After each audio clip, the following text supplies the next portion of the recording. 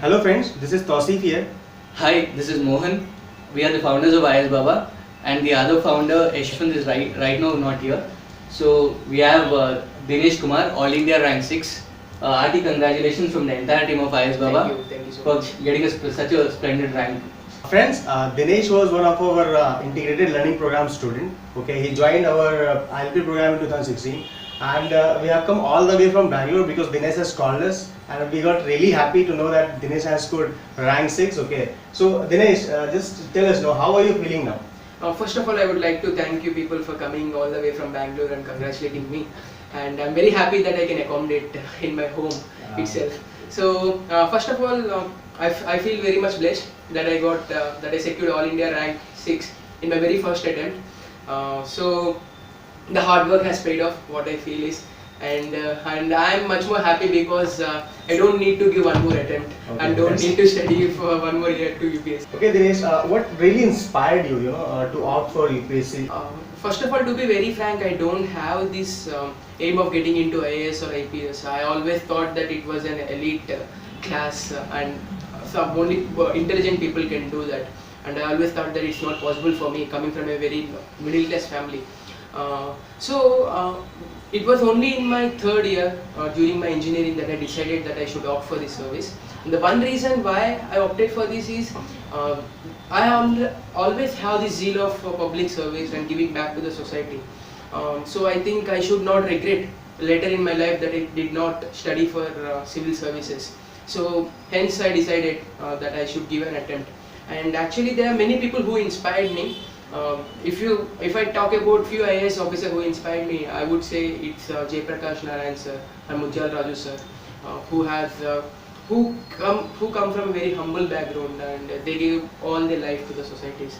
And apart from that, I take a lot of inspiration from Gandhiji and Varghese Kurin sir. Can you just introduce more about yourself? I come from a very normal family, I would say. So because for the first few years, I mean till my 5th class, I studied in a village which was very near to Vijayawada, and then we moved to Vijayawada. So from then I had, I would say, proper schooling. Before that, I would not say it's not a very proper kind of schooling. I did my schooling 10th class from Sharda Vidyaniketan in nearby my home, and I changed 5 schools in my 10 years of schooling. Whenever we change home, we used to change school. I took MPC because people said that you're very good at math, so you can take MPC and it has very bright prospects. And at that point of time, I did not know about IITs and NITs, and I did not know that there is an engineering also. So I took MPC, I studied for that, and later I came to know that we can take engineering through MPC. So I started preparing for IITs, which fortunately I'm able to clear, but I did not get the required service, required branch. Hence, I went to NIT Warangal. So I did my mechanical engineering from NIT Warangal. So there I also got campus placement through in Bharat Petroleum Corporation Limited. There I worked for 1 year, and then I tried to balance my preparation, civil service preparation and working, but it's not going well, and hence I thought it's not right on my part to do injustice to my job. Hence I resigned it formally and I started my preparation. And this was my first attempt, and I took political science and international relations as my optional. You are an engineer, but then why did you choose civil service as a career? See, like I said, from my third year I decided that I consider civil services as one of the options for my career also. Since I always have this zeal of public service, it was always my backup option, but I was very much insecure to get into this mode of preparation because there is so much uncertainty in UPSC preparation. But one event, I would say, it's not an event, I would say it's an experience. When I'm working in Bharat Petroleum, I realized I cannot work mechanically for 30 to 35 years. There should be a kind of human touch to get myself motivated and work for 30-35 years. Hence, then I formally quit my job, and it's more because of the job satisfaction that I did not get BPCL, and then this aim of giving back to the society. So these are the two factors I would say which motivated me more. Dinesh, can you just describe about all the 3 stages of your First few months, I started my preparation in July. From July to December, I would say, I prepared entirely for my optional. Because political science, I don't know the ABC of the political science. It's an entirely new subject, and even the terminology, the technicalities that are involved in political science are very much different from what I had prepared in my engineering. So initially for the 4 months, apart from my newspapers reading, I dedicated most of my time to my optional. And then after December, I started studying for prelims and not mains. Since I thought if we don't clear prelims, then there is no point in preparing for mains. Yes. Hence I secured my prelims first. I prepared prelims for 2 months, January and February. Once I got the confidence in prelims, I used to get good scores. I used to write the tests in the ILP program of IASbaba, and hence I used to get good ranks. So I thought I'm comfortable with my prelims preparation. Then I shifted my preparation mode from prelims to mains after February. From March, April and May, I prepared for mains. There are miscellaneous topics for mains like old history. I completed my ethics before prelims in these 3 months. And then social issues I completed. Then after May, for June and July, again I started prelims. So June and July I started for my prelims. I followed 60-day plan. Okay. So in that time, July and June and July. Yeah. So that was very much helpful for me. And on August, I gave the exam, and I got very good marks in prelims. Coming to my strategy, for prelims I have a different strategy, and for mains I have a different strategy. For prelims, my strategy is like solving more number of questions. Okay. And moreover, when you are studying, make questions. What can be the probable question from this paragraph or from this chapter? So when I study Lakshmikant, I used to think of the probable questions that they may ask. So this will help. A lot, because whenever I used to see the question paper, it was literally like the questions that I thought of. Because after all, they are all also the humans who are preparing. So their thought process, our thought process will match. This was one way in which people can excel in prelims. And for prelims, current affairs coverage should be broad. You can refer as many sites as possible, and it would not take much time, I would say, because if you are following IASbaba, you will be thorough with your current affairs. And if you refer some other website, it would be just an add-on. You will get some 2-3 points additional, and it would be more like a revision. So you stick to your one website for your core preparation and follow others website for increasing your coverage. This is one way for preparing prelims. In mains preparation, I would say the most important thing is writing more number of answers, because we need to complete 20 questions in 3 hours, and that requires immense practice. That can be only achieved through writing, be it hard copy or be it online, but we have to write, because we already have the knowledge, but we should be able to present that in 200 words, in 200 qualitative words. And we should learn this art of introducing the answer and giving a proper conclusion and getting the feedback. So I used to write on the IASbaba platforms. So I got good feedback from your side. So that very much helped me. I used to have different strategy for each subject. For history, you used to have a strategy on how to write a question from, if you get a question from history which you get. And for governance, what should be the content if there is a question in governance. Like for example, I would say, for governance, I have made 3 fundas. So one is, I would mention a government scheme. In the governance question, I would mention an ARC report, and I would mention any example, any NGO example. So this makes your answer writing very easy, and you can write a very good answer in 200 words in less time, like 7 minutes we have or 8 minutes we have. So you prepare a strategy for each and every subject. For history, you should have one strategy, and for polity, you should have one strategy, for governance and ethics. So this makes more easy to complete the paper, and at the same time, since you already know what to write, like 3 points that I have told in governance, you will write qualitative answers, and that fetches you 1 additional mark, and that's what makes either in the list or out of the list. This is for prelims, mains preparation. And for interview, as I said, I have collected previous year questions that the UPSC board members have asked, and I also attended many mocks. So I have this stage fear and talking to elder people. So I thought I should attend more mocks, and this has cleared my fear, and I was confident by the end of my mocks. Since I would suggest to attend more mocks also for interview. And interview preparation is very different from prelims and mains. Because in mains, they don't have this opportunity to cross question you. So once you write the statement, that's it. It doesn't matter whether you can substantiate it or not. But in interview, you should be able to substantiate it. And hence, you should use your words properly in interview. So what I did, I have collected 2014 and 2015 all the transcripts of all the boards, Okay. and I have made the questions, and I made the questions and I wrote the answers for those questions in 2 lines. So, and I practiced that answers in front of the mirror.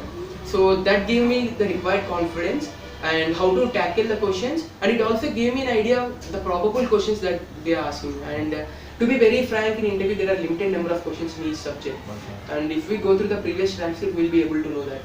And apart from that, the DAF preparation which we everyone do. So this was my preparation. Actually, it gives a new eye for us, Yeah. since you being a ILP student and a regular follower of IASbaba. How was IASbaba helpful in your preparation? See, one thing, actually even if you join coaching like I did, it would be only for 2.5 months. And there are many people in the civil services coaching institutions, so there won't be that one-to-one interaction. So, and this is where IASbaba helped me a lot. So whenever I have a doubt, I used to put a question, and they used to give an instant reply almost. I don't know whether they are working 24/7 or not. So it's all very instant reply, and the feedback that they give was awesome. And initially when I started, I took this ILP program. So what I feel is confidence is very much important for this exam. And if you have good confidence, you can clear in the first attempt itself. So I started ILP program, as I said, and they gave me weekly targets. In this week they give you a prescribed syllabus. On that prescribed syllabus, you used to conduct a test. Yeah. So I wrote few tests. Since I have read the syllabus for that test, I got very good marks, and that anyone can do, I would feel, because in 7 days you give ample amount of time for preparation, and from that syllabus only you are asking us questions apart from current affairs. So this will increase our confidence. So once you get the confidence, I would feel the prelims would be a cakewalk for you. Yeah. And mains, okay, it requires some amount of preparation, there is uncertainty, but at least prelims you can secure. And if you are securing your prelims, then you are securing your entire year. And there are many initiatives of IASbaba which I used to follow, like the 60-day plan that I said during my prelims preparation. It was immensely helpful. I cannot express my gratitude in words for that. 60-day prelims, and then for prelims we used to have one-liners in our prelims examination, which are not much important for our mains preparation. So, and PIB used to cover that. Yeah. But we don't have the time for PIB. PIB, you know, it's like a ocean, and only a drop out of it is useful for us. And IASbaba picks that drop and gives it to us. So rather than I would say this is a smart work. Yes, hard work is required, but definitely smart work is useful.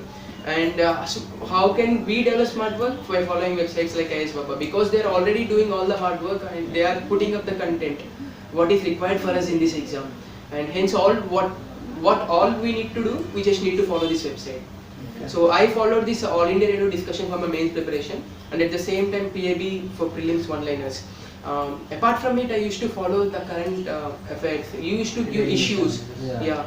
So this issues was a very good idea actually, because whenever we take a issue, it develops over a period of time. So we cannot have a current affairs in one day. Rather, I would say this was a good initiative on our part to give issues rather than current affairs. Okay. So now that you have said you have followed so many initiatives of IASbaba, Yes. which initiative is your favorite one? I would say 60-day plan. 60. Yeah. Yeah. And I would also say for prelims, when it comes to mains, I would say the material that you have provided in ILP, they are very much helpful, because what I feel, they are not the usual books that we read. They are not the copy-paste material that you guys have worked upon. So more than that, you have given in such a way that it makes students more interesting. It makes them more it raises their intellectual curiosity to study more and keep you interested.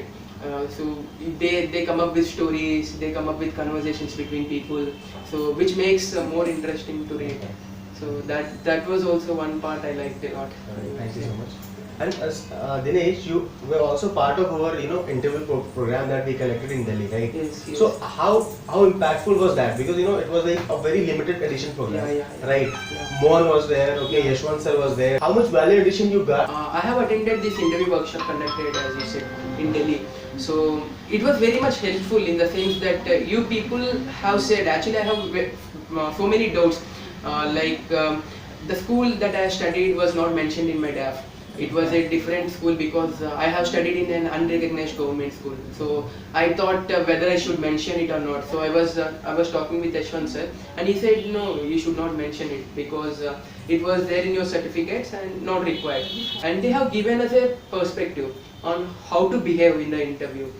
So they said be honest and don't play smart. So say I don't know, even if you don't know.